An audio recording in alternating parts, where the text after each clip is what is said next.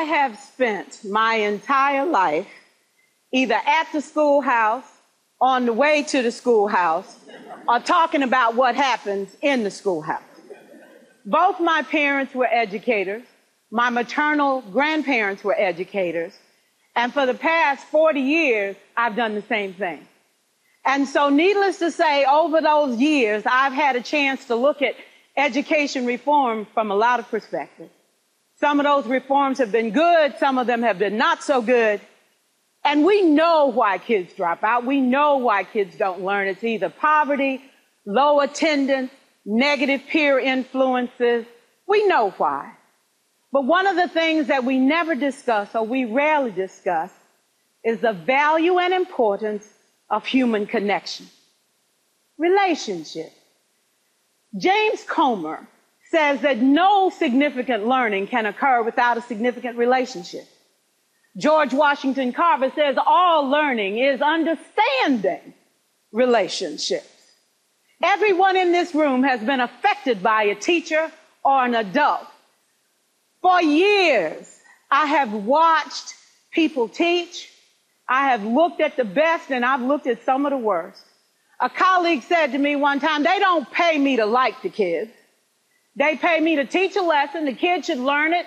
I should teach it. They should learn it. Case closed. Well, I said to her, you know, kids don't learn from people they don't like.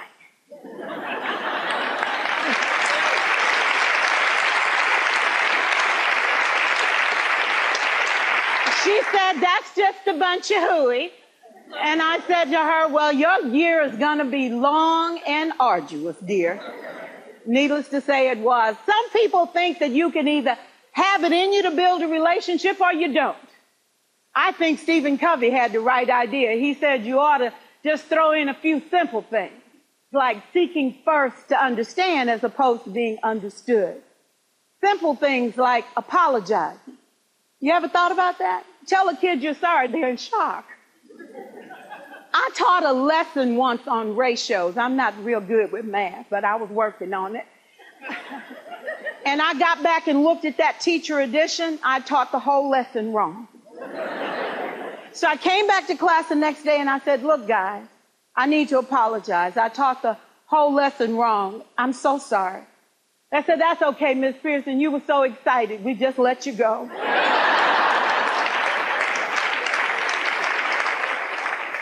I have had classes that were so low, so academically deficient that I cried.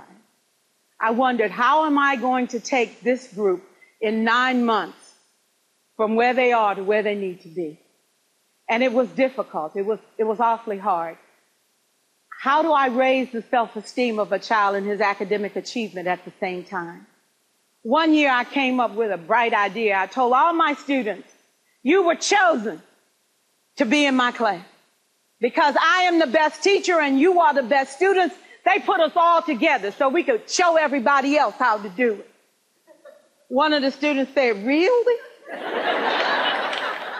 I said, really? We have to show the other classes how to do it. So when we walk down the hall, people will notice us. So you can't make noise. You just have to strut.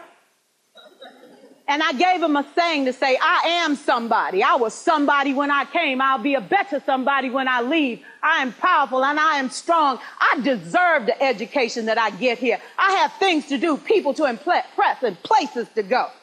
And they said, yeah. You say it long enough, it starts to be a part of you.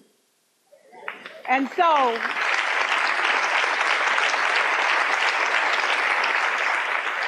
I gave a quiz, 20 questions. Student missed 18. I put a +2 on this paper and a big smiley face. He said, Miss Pierson, is this an F? I said, yes. He said, then why'd you put a smiley face? I said, because you on the roll. You got 2 right, you didn't miss them all. I said, and when we review this, won't you do better? He said, yes, ma'am, I can do better. You see, -18 sucks all the life out of you. +2 said, I ain't all bad.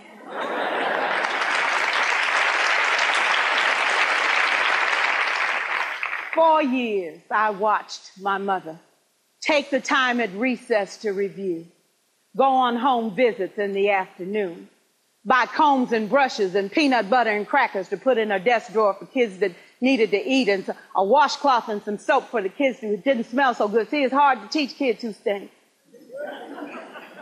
And kids can be cruel. And so she kept those things in her desk, and years later, after she retired, I watched some of those same kids come through and say to her, you know, Miss Walker, you made a difference in my life.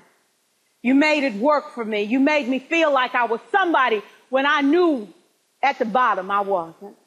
And I want you to just see what I've become. And when my mama died 2 years ago at 92, there were so many former students at her funeral. It brought tears to my eyes, not because she was gone, but because she left a legacy of relationships that could never disappear. Can we stand to have more relationships? Absolutely. Will you like all your children? Of course not. And you know your toughest kids are never absent. Never. You won't like them all, and the tough ones show up for a reason. It's the connection. It's the relationships. And while you won't like them all, the key is they can never, ever know it. So teachers become great actors and great actresses, and we come to work when we don't feel like it, and we listen to policy that doesn't make sense, and we teach anyway. We teach anyway because that's what we do. Teaching and learning should bring joy. How powerful would our world be if we had kids who were not afraid to take risks, who were not afraid to think, and who had a champion? Every child deserves a champion, an adult who will never give up on them, who understands the power of connection and insists that they become the best that they can possibly be. Is this job tough? You betcha. Oh God, you betcha. But it is not impossible. We can do this. We're educators. We're born to make a difference. Thank you so much.